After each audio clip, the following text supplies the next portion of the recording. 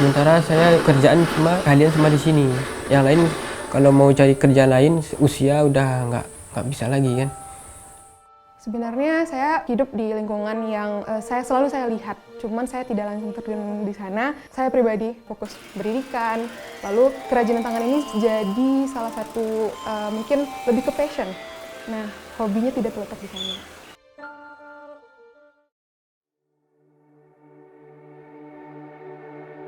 Pamor Kilo Perak Kota Gadang, Sumatera Barat sejak kolonial Belanda. Berdasarkan literasi perpustakaan digital budaya Indonesia, kerajinan perak asal Kota Gadang berkembang pesat pada tahun 1911. Kerajinan perak diminati oleh bangsawan Eropa.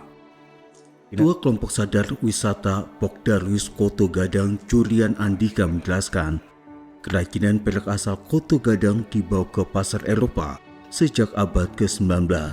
Kerajinan perak semakin berkembang, tidak hanya dalam bentuk miniatur, tetapi juga aneka perhiasan seperti kalung, cincin, dan gelang. Bahkan untuk keperluan pernikahan, masyarakat lebih memilih perhiasan perak. Selama ini, keberadaan kerajinan perak menjadi daya tarik untuk wisatawan, terutama asing, dan meningkatkan perekonomian masyarakat. Sejarahnya dulu memang ini adalah komoditas atau produk dari kolonial Belanda, di mana di Sumatera jadi ada Kota Gadang, sedangkan di Jawa ada Kota Gede. Dulu kan seperti ada satu desa atau satu area dengan satu produk gitu. Nah, lahirlah Kota Gadang ini. Di Sumatera Barat ini kan tidak ada tambang, tapi ada masyarakat yang melakukan penambangan perak atau emas secara rumah tangga lah, kecil-kecilan. Dari situlah kita mengelola kerajinan perak. Nah, itu awalnya nilai ekonominya jadi sangat-sangat segmented. Orang Minang yang ingin membeli atau orang asing yang ingin punya miniatur rumah gadang, miniatur jam gadang, seperti itu. Nah, sekarang terpaksa harus berkembang. Misalnya masuk ke cincin kawin gitu, atau perhiasan bros yang lebih umum, marketnya lebih luas.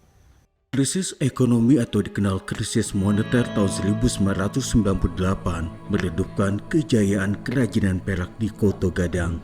Situasi semakin terpuruk dengan penyebaran virus COVID-19 yang mewabah di banyak negara termasuk Indonesia pada tahun 2020.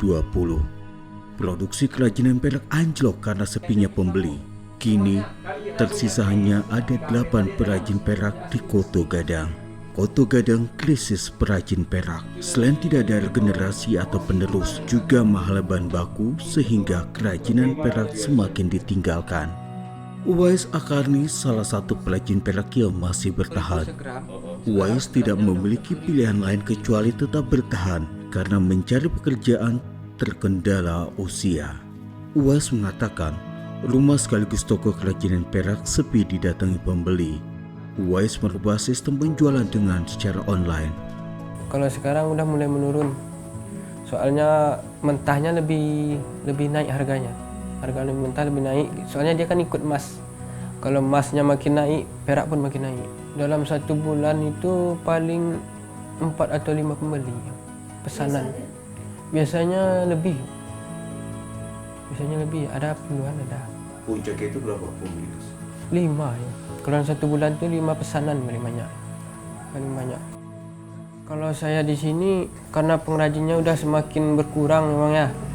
Terus yang meneruskan ini juga umpama nggak ada. Sementara saya kerjaan cuma kalian cuma di sini.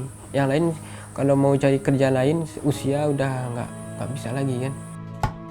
Umumnya perajin yang masih bertahan berusia di atas 40 tahun. Adapun anak muda di Kota Gadang atau secara umum di Sumatera Barat lebih memilih merantau keluar kota untuk bekerja atau melanjutkan pendidikan tinggi. Aisyah, remaja Kota Gadang, berasal dari keluarga perajin perak. Namun, Aisyah memilih profesi sebagai seorang jurnalis. Sebenarnya prinsip orang Kota Gadang ini lebih kepada merantau untuk pendidikan. Biasanya kan orang Minang itu lebih kepada merantau untuk berjualan, berniaga. Nah, kalau Kota Gadang itu memang pendidikannya sangat diutamakan. Jadi fokus utamanya kita para tetua di sini atau para orang tua di sini membiarkan anak mereka untuk merantau ke luar pulau atau ke luar negeri untuk belajar.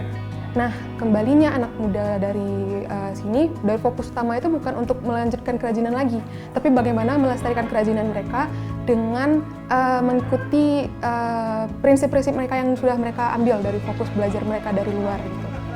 Sebenarnya saya hidup di lingkungan yang selalu saya lihat, cuman saya tidak langsung terjun di sana karena memang pertama keahlian, memang benar kerajinan tangan ini diperlukannya adalah ketelatenan, konsistensi.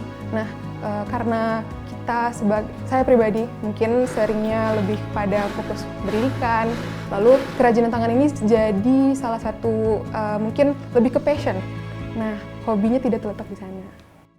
Fatwa Islami dan Fauzi Rahman, mahasiswa Institut Seni Indonesia Padang Panjang, Sumatera Barat, mengaku tidak memiliki keterampilan sehingga tidak berminat untuk meneruskan kejayaan kerajinan perak.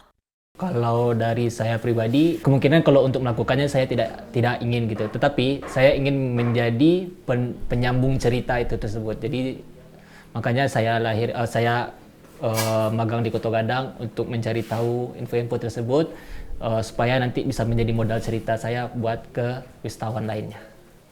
Ya, saya sedikit banyaknya sama dengan apa yang dibilang. Untuk skill di bidang kesenian sejujurnya saya agak sedikit kurang, khususnya di Koto Gadang kerajinan perak. Saya emang pengen tahu lah sedikit banyaknya tentang bagaimana proses pembuatan perak, gitu-gitu. Keberadaan kerajinan perak di Koto Gadang harus dipertahankan, tidak boleh hilang akibat tidak ada generasi penerus. Kelompok Sadar Wisata di Koto Gadang mendorong terobosan dengan kelas pembuatan kerajinan perak. Wisatawan datang berwisata. Kelompok Darwis Koto Gadang sedang merevitalisasi lagi nih sebenarnya, mau ngangkat lagi cool factor dari kerajinan perak. Karena generasi muda tidak merasa kerajinan perak itu cool. Jadi mohon maaf, lebih cool jadi supir ojek online misalnya. Lebih cool kerja di Bukit Tinggi menjaga toko. Nah, ini kita lagi berjuang nih dalam 2 tahun terakhir. Sehingga kalau menjual produk peraknya sulit, yang kita jual adalah produknya adalah kelas membuat perak. Gitu. Kita lagi belajar sih, di Jogja sudah berkembang, di Bali sudah berkembang. Bagaimana menjual kelas membuat perak sehingga wisatawan saat pulang dari Koto Gadang atau dari Sumatera Barat membawa oleh-oleh atau kerajinan tangan yang dia bikin sendiri di desa wisata. Itu yang coba kita kembangkan sekarang. Yang pasti melibatkan pengrajin perak yang tidak hanya mampu, tapi juga bisa bercerita, bisa jadi guru yang baik. Nomor 1 bahasa. Kita kan pasti bahasa pertamanya bahasa Minang. Harus yang bisa berbahasa Indonesia, yang dapat dimengerti oleh tamu. Kerajinan Amai Setia sebagai tempat untuk menampung hasil kerajinan perak dari perajin di Koto Gadang dan sekitarnya. Oktriani Ulfa, karyawan Amai Semi, mengatakan perajin perak dapat menitipkan perhiasan, miniatur atau souvenir ke Amai Setia untuk selanjutnya dijual ke wisatawan, terutama wisatawan asing. Kalau ini merupakan glory atau di mana tempat kita memajang seluruh hasil karya dari masyarakat, di mana di sini kita menjualkan seluruh produk handmade yang dibikin oleh masyarakat di sini. Kalau untuk yang dititipkan di sini ada, yang pertama itu ada perak, yang kedua itu ada salendang, ada songket, ada juga salendang tapi dengan jenis terawang dan teman-temannya yang lain. Kemudian itu ada seperti kerajinan tangan yang kecil berupa bros ataupun seperti sapu tangan. Dari masyarakatnya sendiri itu tidak menitipkan dikarenakan karena harga perak yang naik. Tapi sekitar 2 bulan atau 3 bulan lalu itu kita yang meminta kepada pengrajinnya untuk mengcustom permintaan dari konsumennya. Kalau untuk customernya itu satu-satu sih Bang. Satu-satu, cuman kalau mereka datang berkunjung sini itu rombongan. Kalau biasanya yang sering dibeli itu cincin Bang. Cincin dan kalung. Tapi lebih best seller cincin. Kerajinan perak di Koto Gadang memiliki kerumitan dalam pembuatannya sehingga membuat harga lebih mahal. Ada 12 tahapan dalam pembuatan perhiasan atau kerajinan perak. Pembuatan dilakukan secara tradisional. Tahapannya mulai dari biji perak ditimbang, lalu dibakar atau peleburan hingga mencair. Selanjutnya ditempa dan dibentuk benang perak dan dibuat motif seperti kelopak bunga, rumah gadang sehingga memiliki nilai seni yang tinggi dan rumit. Kerajinan perak koto gadang lebih halus, elegan dengan ukiran motif yang rumit, namun mempertahankan unsur lokal di dalam desain sebagai identitas Sumatera Barat seperti rumah gadang. Dari motifnya Bang, motif dan proses pembuatannya itu beda dengan yang lain gitu, dan prosesnya lebih sulit dan lebih rumit.